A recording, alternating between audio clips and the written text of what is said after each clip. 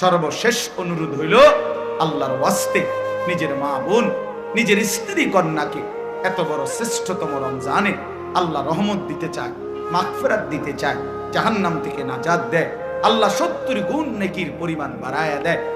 বাপ, এই অবস্থায় যে মুসলমান, যে ইমানদার নারী মুসলিম পরিচয় দিয়ে বাজারে বাজারে মার্কেটে মার্কেটে ঘুরে একজোড়া জুতার জন্য, একটা শাড়ির জন্য, একটা গহনার জন্য, একটা থ্রি পিসের জন্য, আল্লাহর কসম, আমার শায়েখ আল্লামা মুফতি মুশতাকুন নবী সাহেব হুজুর সব সময় বলে, হায় বোন, আহা মা বোন, হীরা মণি মুক্তা ছেড়ে এক মাটির দলা নিল।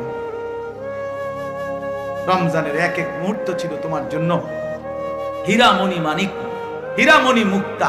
তুমি এমন হীরামণি মুক্তা ছেড়ে দিয়ে তুমি মাটির ঢিলা নিলা, অর্থাৎ তুমি একজোড়া জুতা নিলা। তো আল্লাহ ডাকতেছে, আমার বান্দি শোনো, রহমত নাও, মাগফিরাত নাও, নাজাত নাও।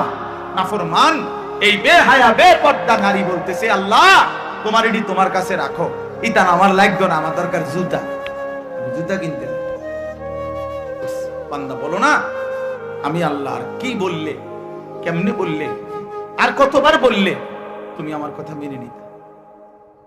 অতএব বাপ যারা নামাজ পড়েন না, নওজোয়ান ভাই তোমরা যারা নামাজ পড়ো না, দোস্ত ইনসাফের সাথে এই রাত অন্ধকারে একাকি একটা মিনিটের জন্য হলো যদি মায়ের বুকের দুধ পান করে থাকো ভাইয়া, তো একবার হলো, যদি মুসলমানের ঘরে জন্ম নিয়ে থাকো বন্ধু, একবার হলো ভাইবো তোমার আল্লাহ তোমার কাছে জানতে চাইছে যে বান্দা, আমি আর কতবার বললে, আমি আর কত পারা নাজিল করলে। আমি 23 বছর বলে গেলাম, 23 বছর বলার পরও যেহেতু হয় নাই, তুমি বলে দাও বান্দা, আমি আল্লাহ আর কতবার বললে, কত বছর বললে তুমি আমাকে মেনে নিতে, আমার কথাগুলো মেনে নিতে। কি বলবো?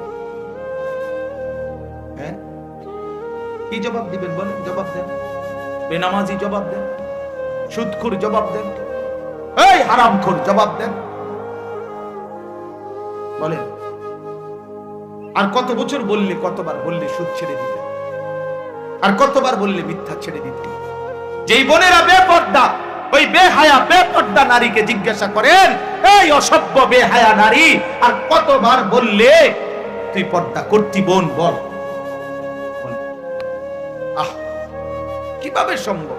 আমি জিন্দেগিতে বহুত চিন্তা করে দেখছি, আমি বহুত ভাবছি, বিশ্বাস করেন, একটা মুসলমানের বাচ্চা মুসলমানের ঘরে জন্ম নিয়া, মুসলমান পরিচয় দিয়া, খোদার 365 দিনে এক বছর কোনদিন